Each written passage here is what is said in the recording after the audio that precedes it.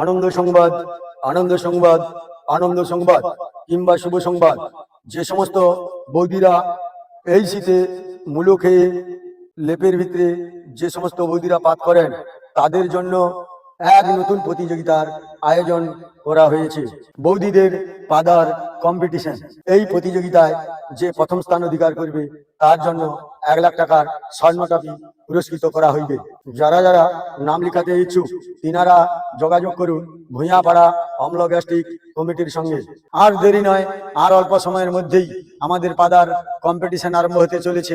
বৌদিরা আর দেরি নয়, তাড়াতাড়ি চলে আসুন নাম লেখাতে।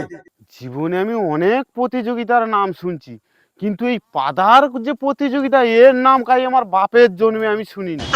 আমার বউ যে পাদে, তো গন্ধে সব লোক পারি, ফার্স্ট প্রাইজ আমাকে নিতে হবে। যাই আমি ঝপ করে আমার বউকে খবরটা দিই।